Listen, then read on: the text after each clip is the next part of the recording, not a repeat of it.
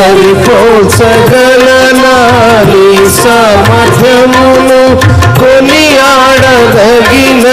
నీ దివ్య తేజం. నా జ్ఞానం నా ప్రాణం నీవే యేసయ్యా. సరిపోల్చగలనా నీ సామర్థ్యమును, కొనియాడదగినది నీ దివ్య తేజం. నా జ్ఞానం నా ప్రాణం నీవే యేసయ్యా.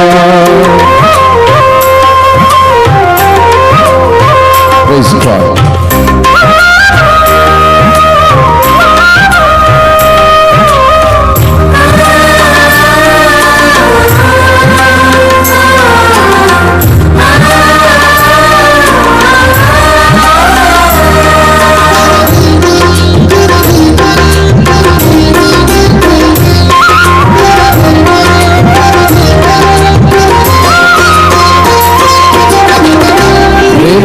ప్రాణములు అర్పించినావు, శ్రమల సంఖ్యలైన శత్రువులు కరుణించు వాడవు నీవు.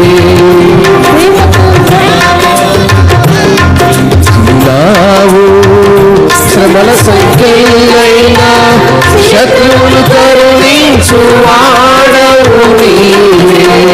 శూరులు నీ ఎదుట కారణడు, జగతిని జయించిన జయశీలుడా. శూరులు నీ ఎదుట వీరులు కారణడు, జగతిని జయించిన జయశీలుడా.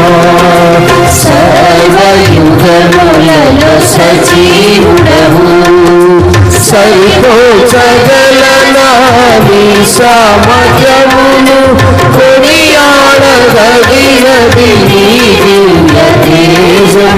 నా జ్ఞానం నా ప్రాణం నీవే యేసయ్యా.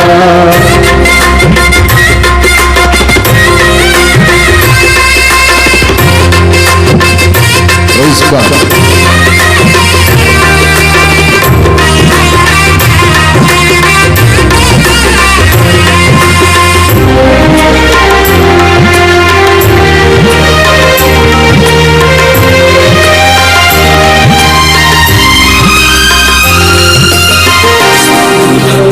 స్తుతులకు దుర్గమును స్థాపించువాడవు, శృంగధనులతో సైన్యము నడిపించువాడవు నీవే. స్తుతులకు దుర్గమును స్థాపించువాడవు, శృంగధనులతో సైన్యము నడిపించువాడవు నీవే. పొందుకునేదను అనంతము గెలచిన బహువీరుడా. నీ అన్నదయమును నే పొందుకునేదను అనంతము గెలచిన బహువీరుడా. సర్వయుగములలో సజీవుడవు, సరిపోల్చగలనా నీ సామర్థ్యమును, కొనియాడదగినది నీ దివ్య తేజం. నా జ్ఞానం నా ప్రాణం నీవే యేసయ్యా.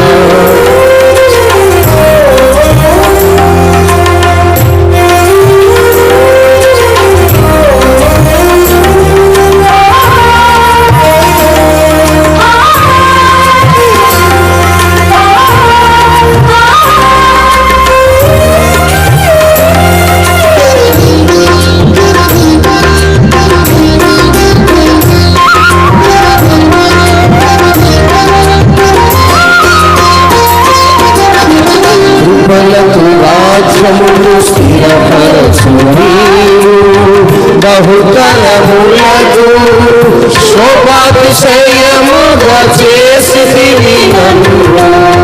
కృపలతో రాజ్యమును స్థిరపరచు నీవు, బహుతరములకు శోభాతిశయముగా చేసితివి నన్ను. నెమ్మది కలిగించే నీ బాహుబలముతో శత్రువులచిన బహుశూరా నెమ్మది కలిగించే నీ బాహుబలముతో శత్రువులచిన బహుశూరా సర్వయుగములలో సజీవుడవు సరిపోచగలనాది సామర్థ్యములు కొనియాడదగినది నీ దివ్య తేజం నా ధ్యానం నా ప్రాణం నీవే యేసయ్యా సరిపోచగలనాది సామర్థ్యములు కొనియాడదగినది నీ దివ్య తేజం నా ధ్యానం నా ప్రాణం నీవే యేసయ్యా. Praise God. దేవుని ఘనమైన నామములో మరి నిన్నటి దినం నుంచి ప్రారంభమైనటువంటి ఈ ఉపవాస దినములు, శ్రమల దినములు, లెంట్ డేస్ లో నేడు దినమున దేవుని ఉన్నతమైన కృపలో భస్మ బుధవారపు ఆరంభ దినమును కొనసాగించుకుని నాటి రెండవ దినములో మరి ఈ శ్రమల దినములను గురించిన లేదా శిలువ ధ్యానములను గురించినటువంటి వర్తమానములు మనము ఈ దినము మరి రోజుకొకటిగా నేర్చుకుంటూ వింటూ దేవుని గణపరుస్తూ దేవుని మహిమపరుస్తూ ముందు కొనసాగేటువంటి కృపలో ఉంటున్నాము. మరి రెండవ దినపు మరి వర్తమానం అందించుటకు పాస్టర్ సిద్ధంగా ఉన్నారు. చిన్న ప్రార్థన చేసి సమయాన్ని ఆమెకు అప్పగిద్దాము. మరి బయట ఉన్నటువంటి వారు ఇంకా ఈ స్థలంలో ఉన్నటువంటి వారందరూ కూడా సిద్ధపడి మందిరంలోనికి చేరి రావలసిందిగా మరి ఒకసారి ప్రభు పేరిట మనవి చేస్తున్నాను. ప్రార్థన చేసుకుందాం. దేవుని యొక్క ఉన్నత కృప కొరకు కృప వెంబటి కృపను ఆయన మనపై కురిపిస్తూ ఈ యొక్క శ్రమల దినములు, ఉపవాస దినముల్లో రెండవ దినపు ఈ కూడికకు దేవుని ఉన్నతమైన కృప ద్వారా మనల్ని నడిపించి బిడ్డల యొక్క హృదయములలో, మనస్సులలో ప్రేరేపణను దయచేసి నీ సన్నిధానంలో గడుపుటకు ఈ ఉన్నతమైన సమయాన్ని మీరు ఇచ్చినందుకు మీకు స్తోత్రాలయ్యా.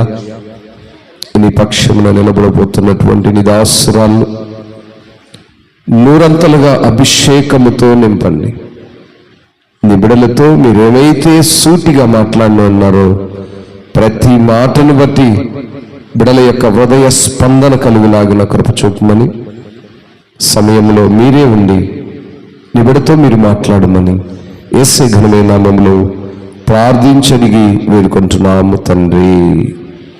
ఆమేన్.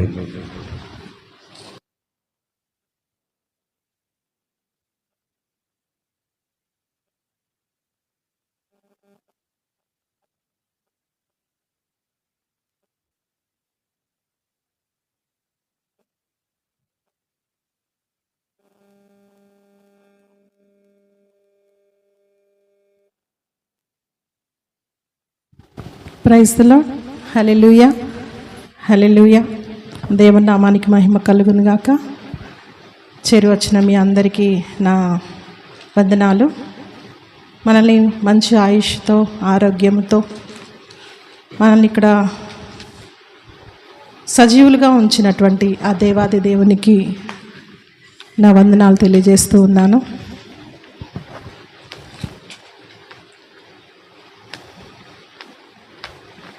లెంట్ డేస్, శ్రమల దినాల్లో ఉన్నాము మనము. శ్రమల దినాలంటే అందరం సాడ్గా ఉండాలి కదా, ఉండాలా? సాడ్గా వీఆర్ వెరీ సాడ్ కదా, సాడ్గా ఉండాలా? శ్రమల దినాలంటే మనందరము కూడా చాలా సాడ్గా ఉండాలి. సంతోషం లేకుండా విచారమైనటువంటి దిగాలు ఫేస్లు వేసుకొని కదా ఉండకూడదు కదా. మనం అట్లా ఉండొచ్చా? ఉండకూడదు. ఎందుకు సాడ్గా ఉండాలి? దేవుడు మన కొరకు ఈ లోకానికి వచ్చాడు. ఆయన మరణం పొందిన తిరిగి లేచాడు. ఆయన మనందరికీ కూడా విజయాన్ని తీసుకొచ్చాడు. దట్స్ వై మనం ఏం చేయకూడదు, సాడ్గా ఉండకూడదు. ఆమేన్, హల్లెలూయా. దేవుని నామానికి మహిమ కలుగును గాక. ఈనాటి మన వాక్య భాగము ఏంటంటే, నా అంశము ఈనాటి మన కొరకు ఏర్పాటు చేసినటువంటి అంశము ఏంటంటే, ఆ అంశం పేరు ముళ్ళు. ఏంటి? ఒక ముళ్ళు. ఇంగ్లీష్లో టర్న్ అంటారు. ఏమంటారు? టర్న్ అంటే ముళ్ళు, ఒక ముళ్ళు. అయితే ఈ ముళ్ళు అనగానే మనకేం గుర్తొస్తుందంటే, సిలువ వేసినటువంటి ఏసయ్య తల మీద ముళ్ళ కిరీటము, ఇవన్నీ మనకి గుర్తొస్తాయి కదా. అయితే ఈ ముళ్ళు అనేది ఏంటి? ముళ్ళు మన శరీరాల్లో, మన బలహీనతల్లో, మన ప్రతి నిత్య అనుసారమైనటువంటి జీవితంలో ప్రతి ఒక్కరికి అనేక ముళ్ళులు ఉంటాయి. ఆ ముళ్ళు అంటే ఏంటో చూద్దాము. ఇప్పుడు 2 కొరింథీయులకు రాసిన పత్రిక, సెకండ్ కొరింథియన్స్ చాప్టర్ 12 చూద్దాం. 7వ వచనము కాదు, 2 కొరింథీయులకు రాసిన పత్రిక 12వ అధ్యాయము 7వ వచనము.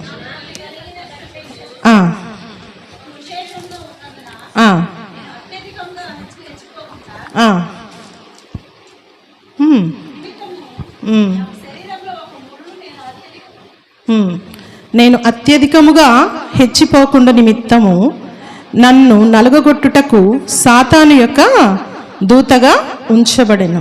నాకు కలిగిన ప్రత్యక్షతలు బహు విశేషముగా ఉన్నందున.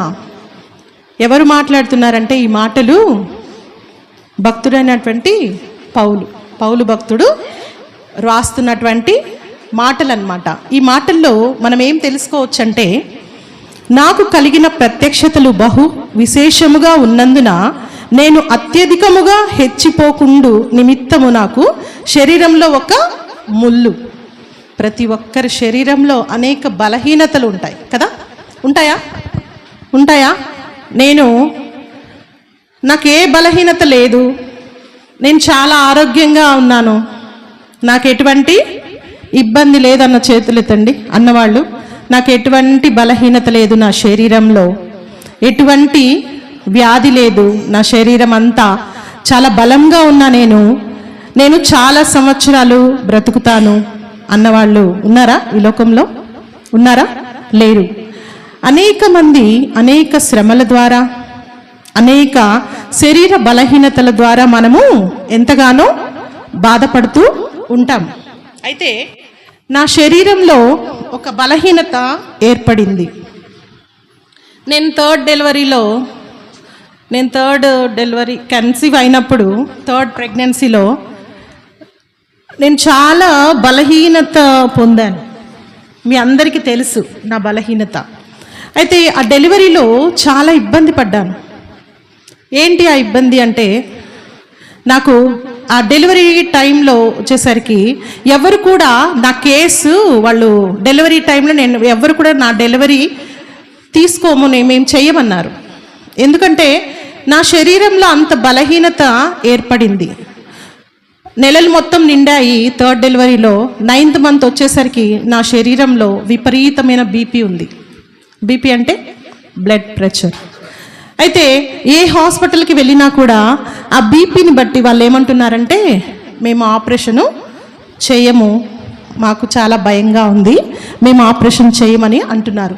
అయితే ఆ పరిస్థితిలో మేము ఏమనుకున్నామంటే, ఏంటి ప్రభువా, నీవు ఇచ్చావు, మరి ఏ డాక్టర్ కూడా నా బలహీనతను బట్టి నాకు ఆపరేషన్ చేయను అంటున్నారు, మరి నా పరిస్థితి ఏంటి? నా శరీరంలో ఈ ముళ్ళు ఎందుకు వచ్చింది? నాలో ఇంకేమైనా బలహీనత ఉందా? నేను ఏమైనా ఇంకా నా తప్పులు ఏమైనా ఒప్పుకోలేదా? నా శరీరంలో ఇంత బలహీనత ఎందుకు వచ్చింది? సరే, అయితే సరే, నేను ట్రీట్మెంట్ తీసుకుంటున్నటువంటి మార్కాపూర్లో శ్రావణి డాక్టర్ కనకదుర్గ గారు ఆ టైంలో లేరు. అయితే తర్వాత నేను అందరూ కూడా ఎవరు నా డెలివరీ తీసుకోమని చెప్పారు, భయపడ్డారు ప్రతి ఒక్కరు. అయితే చివరిగా పద్మజ హాస్పిటల్ ఉంది కదా, ఆ హాస్పిటల్కి వెళ్ళినప్పుడు ఆమె ఇదెంత పని, నేను డెలివరీ చేస్తాను, రేపు మార్నింగ్ వచ్చేయండి అని చెప్పేసి చెప్పారు. So we are very happy. ఆ మాట వినగానే చాలా సంతోషం వేసింది. ఎందుకంటే ఎవరు నన్ను చూసినప్పుడు భయపడి బీపీ ఉంది ఏమైపోతుందో తెలీదు, ఆపరేషన్ చేసేసరికి మాకు బీపీ పెరిగిపోయి చచ్చిపోతుందేమో అని అందరూ భయపడ్డారు. అయితే పాస్టర్ గారు ఎంతో ధైర్యంగా ఉన్నారు. అయితే ఏమవుతుందో అని నేను కూడా చాలా భయపడ్డాను. ఇదివరకు నేను ఒకసారి చాలాసార్లు చెప్పాను, నా శరీరము చాలా బలహీనము కదా, మనకిచ్చినటువంటి ఆ మట్టి శరీరం చాలా బలహీనం. అయితే మనకిచ్చినటువంటి ఆత్మ చాలా బలమైనది. ఎందుకు బలమైనది? దేవుడిచ్చిన ఆత్మ గనుక కదా. మన శరీరం అయితే బలహీనం, కానీ మనలో ఉన్నటువంటి ఆత్మ చాలా బలమైనది. అయితే ఆ మాట విన్నప్పుడు సరే అందరం హ్యాపీగా ఇంటికి వచ్చాము. తర్వాత తిరిగి ఆ నైట్ చాలా ప్రార్థన చేసాం, చాలాసేపు ప్రార్థనలో ఉన్నాము. నాకు ఇష్టమైన ఫుడ్ తీసుకెళ్ళి రెస్టారెంట్కి తీసుకెళ్ళి సార్ నాకు పెట్టించారు, నేను చాలా హ్యాపీగా తిన్నాను. ఎందుకంటే రేపు నాకు డెలివరీ, ఎవరు డాక్టర్స్ పట్టుకోమన్నారు కానీ ఈవిడ మాత్రం పట్టుకుంది అనేసి ఓకే హ్యాపీగా ఫీల్ అయ్యాము. తర్వాత నేను భోంచేసి చాలాసేపు ప్రార్థనలో ఉన్నాము, నేను అయ్యగారు. సరే దేవునికి అప్పగించాము. నైనా ఈ బలహీనత ఎందుకు వచ్చింది, నా శరీరంలో ఈ ముళ్ళు ఎందుకు ఏర్పడింది? ఏ ముళ్ళు? బీపీ అనే ముళ్ళు. ఈ ముళ్ళుని తీసేయడానికి నీవే దేవుడవు, నీవే వైద్యుడు అని ప్రార్థించుకున్నాము. తిరిగి ఆపరేషన్కి వెళ్ళినప్పుడు ఆపరేషన్ చేస్తూ ఉన్నారు. నాకు బ్లడ్ సరిపోలేదు, అయ్యగారు బ్లడ్ నాకు ఎక్కించడం జరిగింది. అప్పుడు కూడా ఏం ప్రాబ్లం లేదు.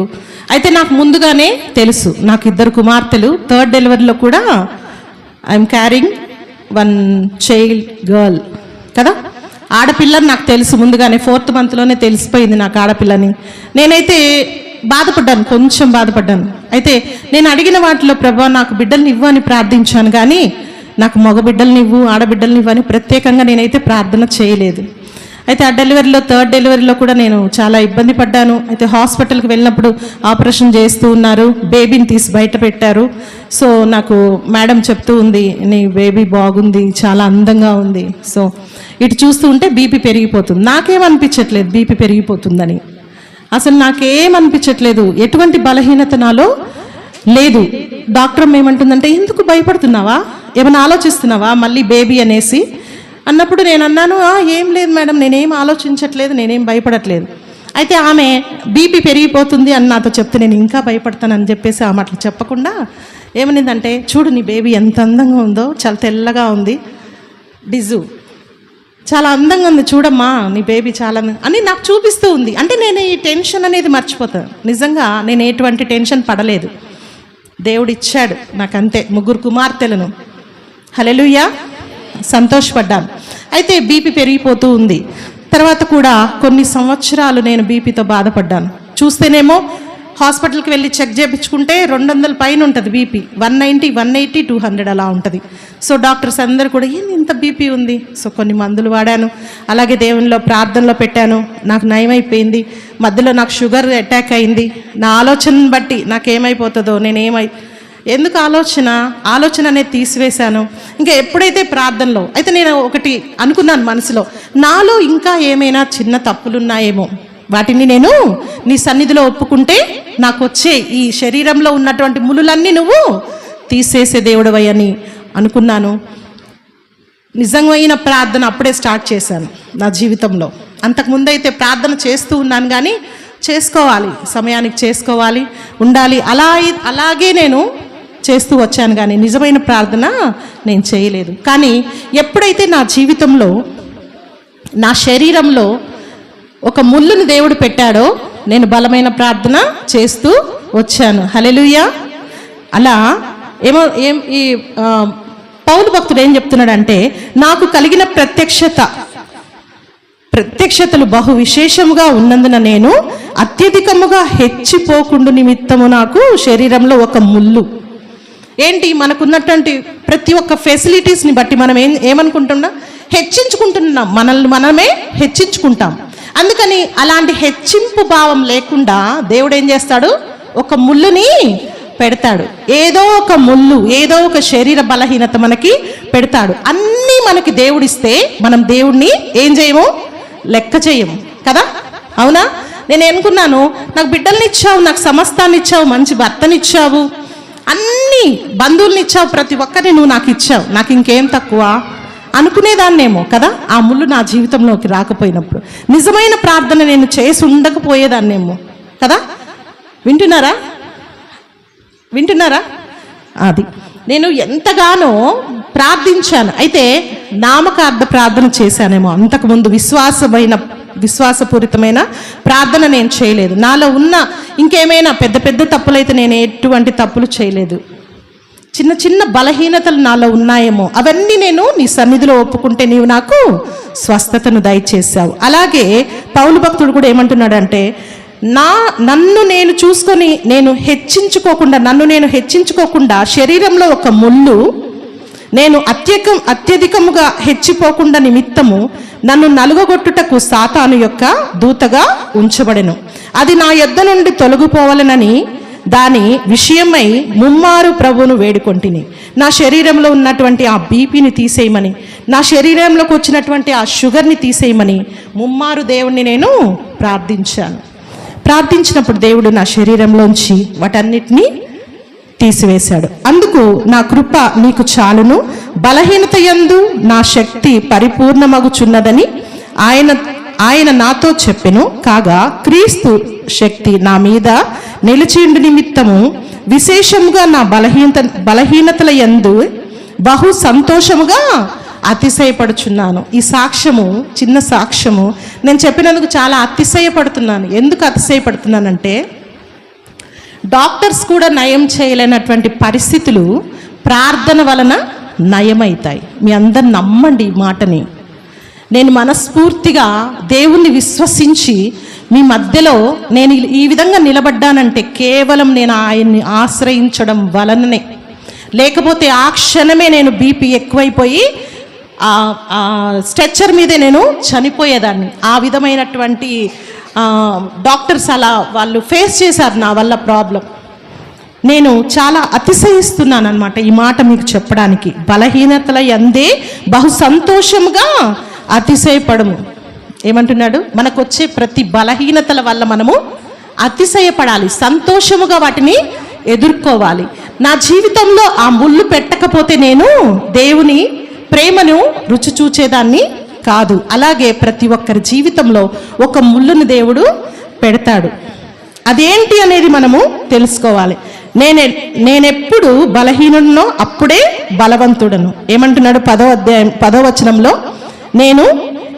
నేనెప్పుడు బలహీనుడినో అప్పుడే బలవంతుడను గనుక క్రీస్తు నిమిత్తము నాకు కలిగిన బలహీనతలోను, నిందలలోను, ఇబ్బందులలోను, హింసలలోను, ఉపద్రవంలోను నేను సంతోషించుచున్నాను.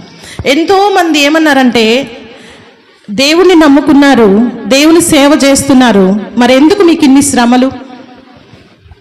అయితే ఎన్నో బాధలు, ఎన్నో హింసలు. ఏమంటున్నాడంటే, నేనెప్పుడు బలహీనున్నో అప్పుడే బలవంతుడను. నేను ఎప్పుడైతే బలహీనత పడ్డానో, బలహీనతలో ఉన్నానో, నేను అప్పుడే దేవునిలో బలపడ్డాను. గనుక క్రీస్తు నిమిత్తము నాకు కలిగిన బలహీనతలలో, నిందలలోను, ఇబ్బందులలోను, హింసలలోను, ఉపద్రవములోను నేను సంతోషించుచున్నాను. మనకి జీవితంలో ఎన్నో ఉపద్రవములు కలుగుతూ ఉంటాయి. అనేక మరణాలు మనం చూస్తూ ఉన్నాము ఈ రోజుల్లో. అనేక రకాలైనటువంటి శోధనలు, అనేక రకమైనటువంటి రోగాలు, అనేక రకమైనటువంటి ఇబ్బందులు ఎన్నో ఈ లోకంలో మనకి కలుగుతూ ఉంటాయి. అయితే ఎంతమంది నన్ను ఇంకా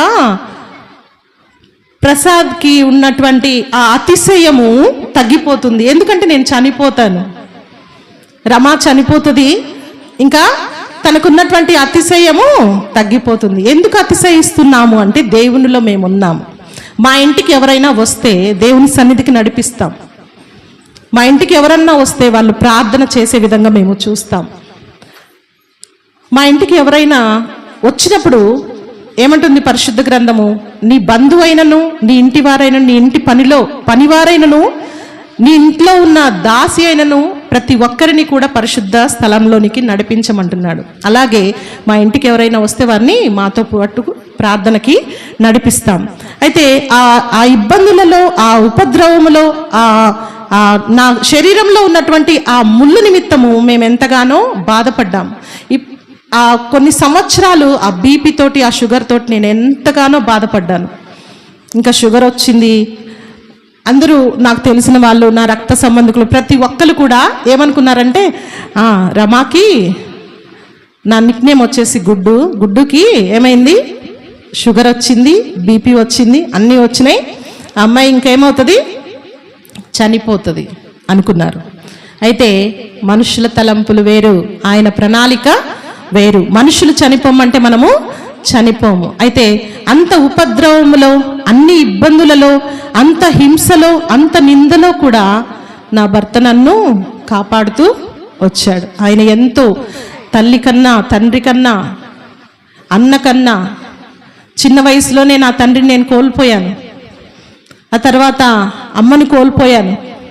అమ్మ చనిపోయినప్పుడు నాకు ఆ టెన్షను, ఆమె పడుతున్నటువంటి పరిస్థితి, ఆమె ఉన్నటువంటి ఇబ్బందులు, ఆమె ఉన్నటువంటి పరిస్థితిని బట్టి నేను చూసినప్పుడు మా అమ్మ ఎంతో, అంటే ఒక 2 రోజుల్లోనే ఆమె చనిపోయింది. మార్కాపూర్లోనే ఉండింది. అప్పుడు పాస్టర్ గారు అయితే ఆమె చనిపోతూ ఉన్నప్పుడు ఆ చేతుల మీద ఎత్తుకొని అనేక హాస్పిటల్ మార్కాపూర్లో తిప్పారు. గుంటూరులో ఆమెకి ట్రీట్మెంట్ జరిగింది చాలా కాలము. అయితే ఆమె 2 రోజుల్లో బలహీనత పడి ఆమె చనిపోయింది. పాస్టర్ గారు చేతుల మీద ఎత్తుకొని ఎన్నో హాస్పిటల్ తీసుకెళ్ళాడు. అలాగే ఆమె ఆ చేతుల మీదే అంత యూరిన్ పాస్ చేయడము అన్నీ ఇట్లా చేస్తూ ఉన్నప్పుడు కూడా అయ్యగారు ఏం చేశారు, చేతుల మీద ఎత్తుకొని హాస్పిటల్కి తిప్పి చూపించారు. అప్పుడైతే నేను డెలివరీ టైం, శాండీ నాకు చిన్న పాప 6th month. అయితే నేను వెళ్ళడానికి కొద్దిగా, ఎంతైనా తల్లి కాబట్టి ఆమె ఆ పరిస్థితిలో ఉన్నప్పుడు నేను ఎంతగానో భయపడేదాన్ని, ఏంటి ఇలా ఉంది పరిస్థితి అని. అయితే పాస్టర్ గారు ఎంతో భయం లేకుండా తనని ఆదరించి ఆమె ఏ విధంలో, ఏ స్థితిలో ఉన్నా కూడా ఆమెని హాస్పిటల్ అన్ని తిప్పి చూపించారు. నేను ఎందుకు చెప్తున్నానంటే, అనేక ఉపద్రవములు మనం చూస్తూ ఉంటాం.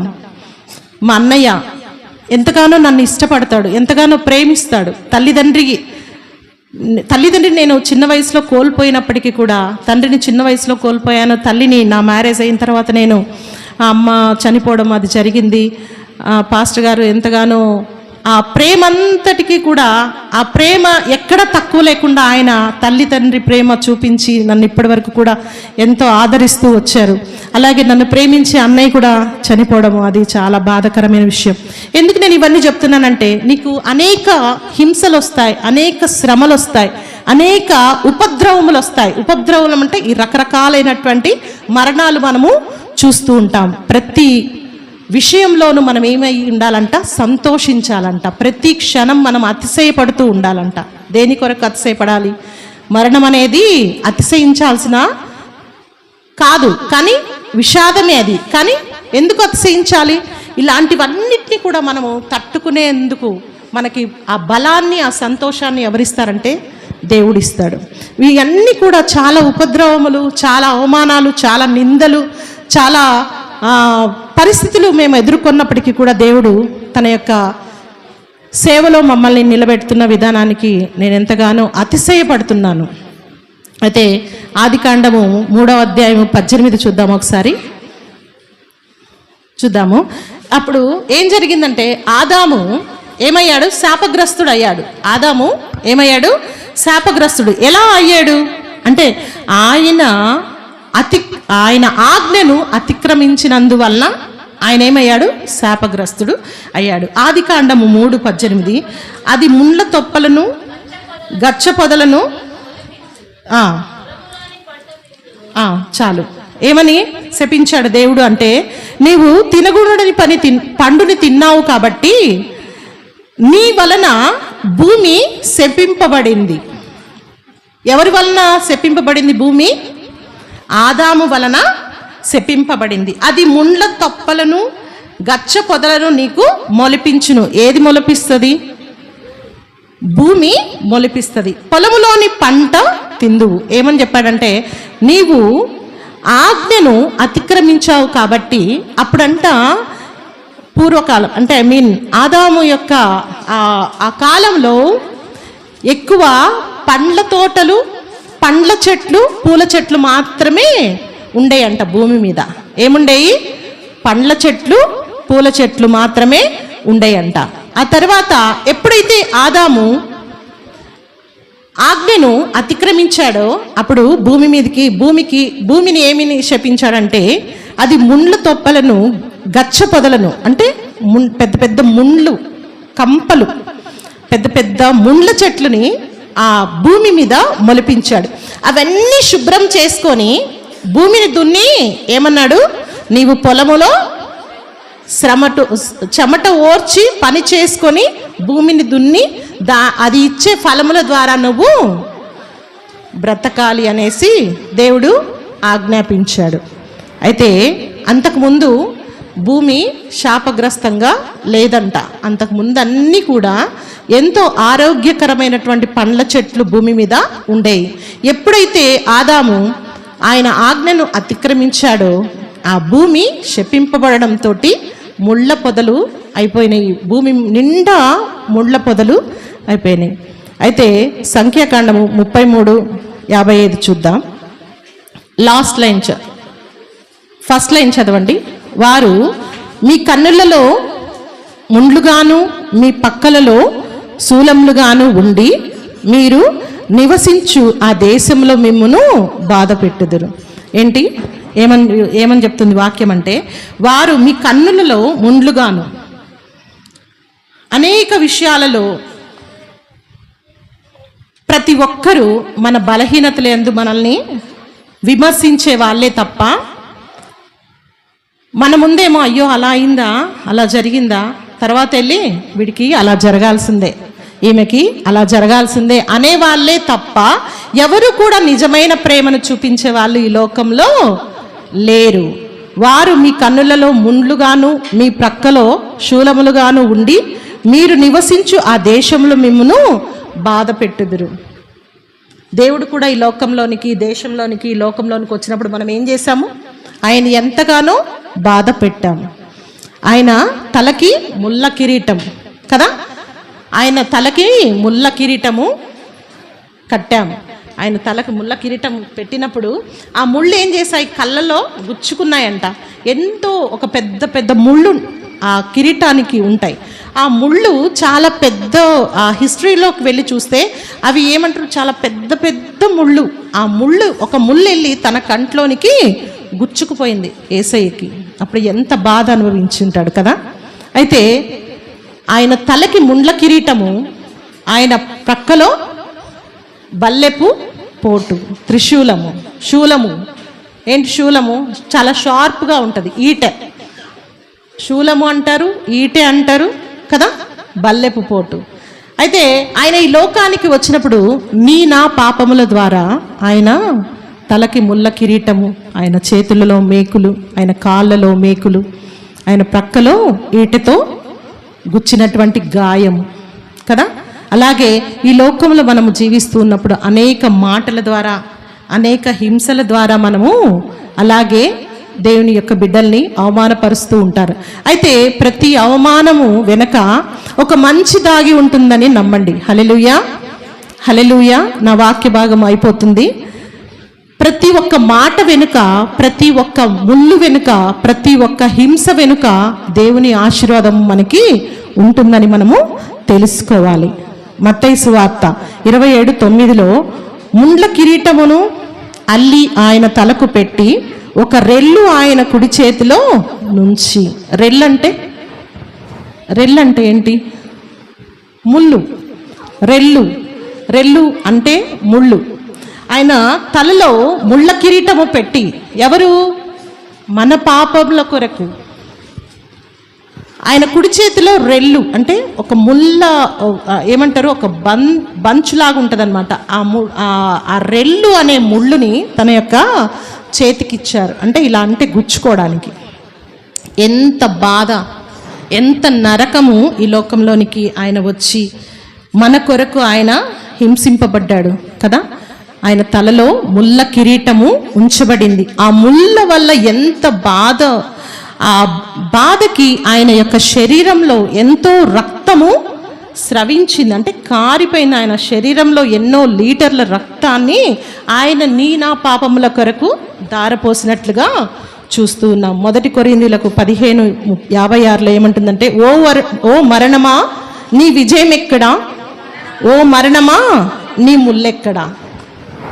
ఏమంటుంది? ఓ మరణమా నీ విజయం ఎక్కడా. మరణము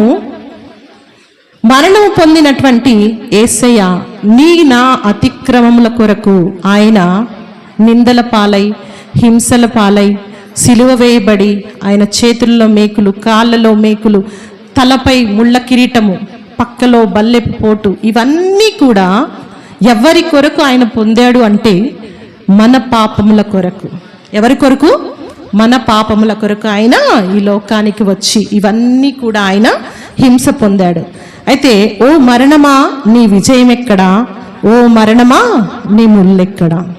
మరణం అనే ముళ్ళు ప్రతి ఒక్కరికి ఉందా? మరణం అనే ముళ్ళు ఉందా? హల్లెలూయా. అందరూ తలలు వంచి ఒక్క నిమిషం పాటు నా వైపు చూస్తే, తలలు ఎత్తి నా వైపు చూస్తే, ఓ మరణమా నీ విజయం ఎక్కడా, ఓ మరణమా నీ ముల్లెక్కడా. మరణం అనే ముళ్ళు మన అందరికీ ఉంది. ఉందా? ఉందా లేదా? మరణం అనే ముళ్ళుందా లేదా? మరణించని వారు ఎవరైనా ఉంటారా ఈ లోకంలో? ఉంటారా? అంతటి పరిశుద్ధుడే ఈ లోకానికి వచ్చి ఆయన మన కొరకు మరణమయ్యాడు. అయితే మరణమయ్యి ఆయన విజయాన్ని మరలా పొందాడు, మన అందరికీ కూడా విజయాన్ని తీసుకొచ్చాడు. ఓ మరణమా నీ విజయం ఎక్కడా, ఓ మరణమా నీ ముళ్ళు ఎక్కడా. ప్రతి ఒక్కరికి కూడా మరణం అనే ముళ్ళు ఉంది. ఆ మరణం అనే ముళ్ళుని మనము రుచి చూసే వారిమై ఉన్నాము. ఈలోపు మన అందరము కూడా మరణము కొరకు ప్రతి ఒక్కరు మరణం పొందాల్సిందే కదా, అవునా? ప్రతి ఒక్కరము కూడా మరణమనే ముళ్ళుని రుచి చూడాల్సిందే. ఆ సమయము కొరకు మన అందరము కూడా సిద్ధపడి ఆయన కొరకు ఎదురు చూసే వారిగా ఉండాలి. అయితే ఈరోజు నువ్వు నేను ప్రతి ఒక్కరము, ఈ వాక్యం వింటున్న ప్రతి ఒక్కరము, మన శరీరంలో ఏ ముళ్ళు ఉంది, మన శరీరంలో ఏ బలహీనత అనే ముళ్ళు ఉంది, మన శరీరంలో మనం ఏ నిందల పాలయ్యాము, ఏ హింసల పాలయ్యాము, ఏ అవమానాల పాలయ్యాము, ప్రతి ఒక్కటి కూడా ఇవన్నీ మన జీవితంలోనికి వచ్చినటువంటి ముళ్ళులు. ఇవన్నీ కూడా మన జీవితంలో మనం చవి చూసినటువంటి ముళ్ళు. అలాగే మరణం అనే ముళ్ళు ఒకటి తప్పకుండా మన అందరం రుచి చూడవలసిన ఒక రోజు వస్తుంది. ఆ మరణము కొరకు, ఆ విజయము కొరకు, మరణము పొందితే విజయం ఏంటి అని అనుకోవచ్చు కదా. దేవునిలో మనము ఆయన సొంత రక్షకునిగా అంగీకరించి మరణిస్తే మనం విజయాన్ని పొందుతాం. ఏంటా విజయము అంటే పరలోకంలో నువ్వు నేను ఉంటాము, నిత్య జీవంలో, నిత్యానందంలో మనము ఉంటాము.